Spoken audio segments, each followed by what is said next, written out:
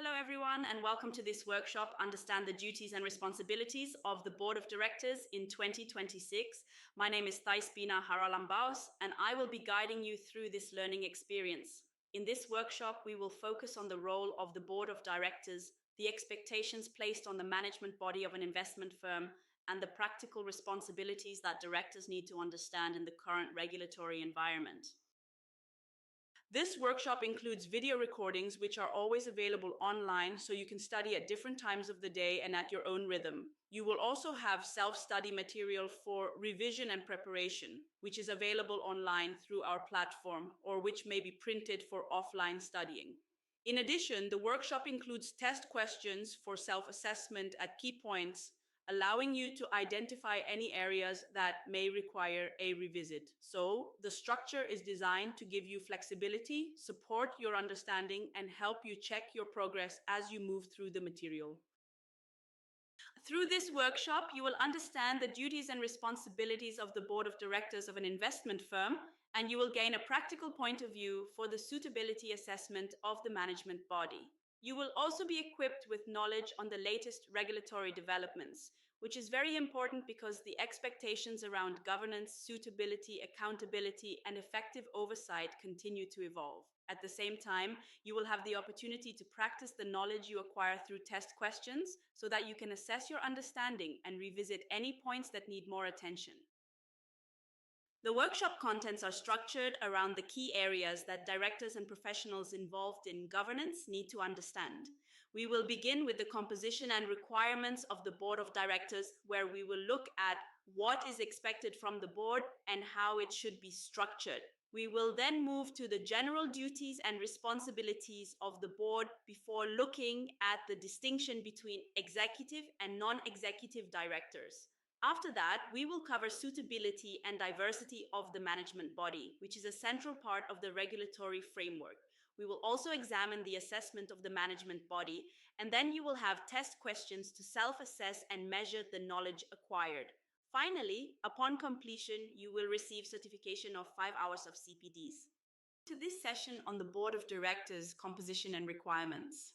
This is an important part of understanding governance within investment firms, market operators, and data reporting service providers.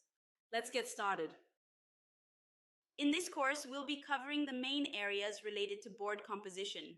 We'll start with what the law says about the composition itself, then move on to the importance of sufficient time commitment. We'll explore the reputation, honesty, and integrity required of board members.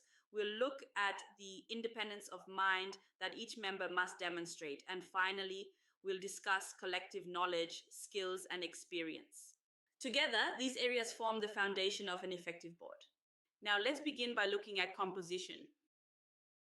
Under Law 86, welcome to this session on general duties and responsibilities.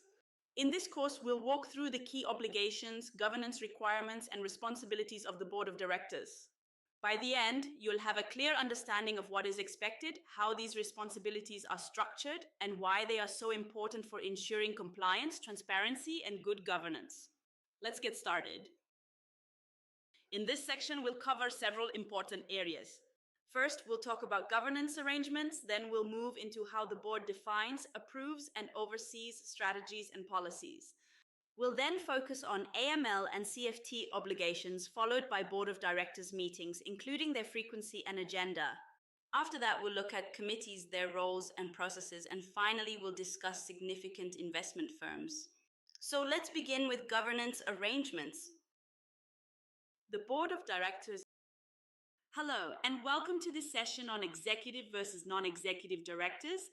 In this course, we'll explore the differences between these roles, their responsibilities, and how they work together within the Board of Directors. Let's get started. In today's session, we will go through 4 main topics. First, we will look at the management function.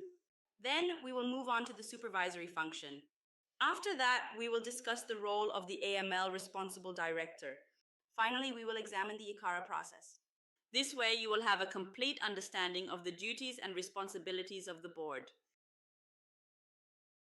Hello and welcome to this section on suitability and diversity of the management body.